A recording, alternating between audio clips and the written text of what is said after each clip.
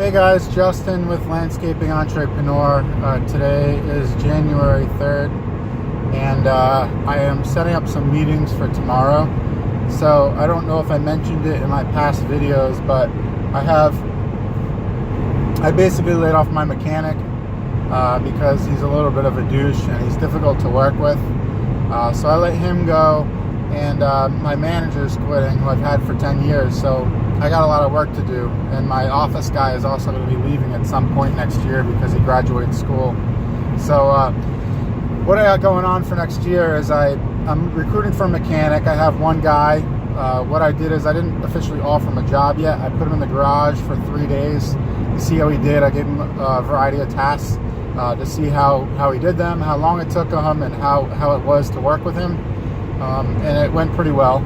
So my approach for that mechanic position next year is going to be a mechanic / shop foreman. And the other guy didn't want to do anything but mechanic work, and he was asking a lot of money. So the last guy was getting $27.50 an hour. He wanted $33.50, and I told him no, is how that relationship ended, because he wasn't worth it. This guy wants $23. I told him sure. He's easygoing, and I also set the expectations of different work hours, and that he'd have to get the crews out in the morning and keep track of equipment, and that he'd have to work in the field sometimes when we're out a foreman. And the other mechanic refused to do those things, which made it very difficult and reduced his value, although he was a really good mechanic.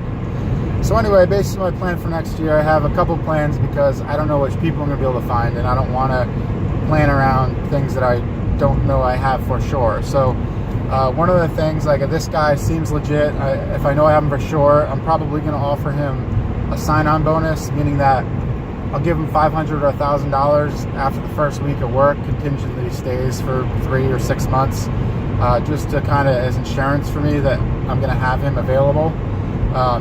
So that's one approach. And once I have that position filled, I'm also recruiting a little bit for a manager, and that's a big deal, and I would prefer to hire internally, but I don't have the person internally to promote.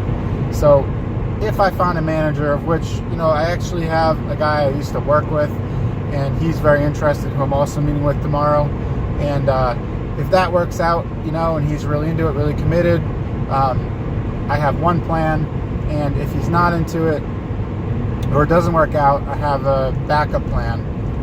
What I was going to do is basically I was going to be the manager, and I was going to break out the responsibilities of the manager to 3 separate people, 3 of my employees that are good at those tasks.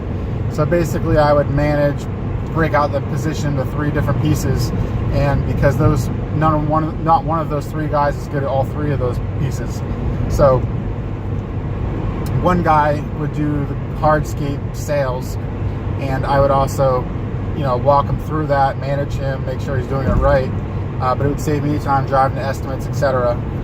The other guy would do the maintenance management and sales, and also keep track of the equipment, make sure the guys are getting out on time, basically the day-to-day maintenance stuff, because I would put him in charge of everything, but he doesn't know how to do hardscaping. And then, like I said, the mechanic is going to do the morning equipment stuff that the manager used to do. So the other plan is, if I do get this manager, I do hire him. I'm a little concerned about the finances with it, and investing in someone, because I really need and would like to make money next year. So if I do have him, I'm gonna have him do some field work as well. So he's not going to be only overhead; he's also going to be making us money. So that's the plan. So meeting with the mechanic tomorrow to recap on how he did work in the last few days. Perhaps offer him a job.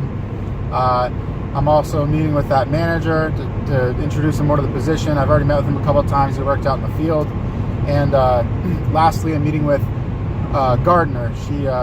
My manager fired her, and I thought it was a wrongful fire. She actually was a huge contributor to the company. She had, there were reasons he fired her, but I can address those, and I would have her do the gardening sales and stuff like that. So that's how I'd piece out that job, because I personally don't know how to do hardscaping that well, and I don't know a thing about gardening.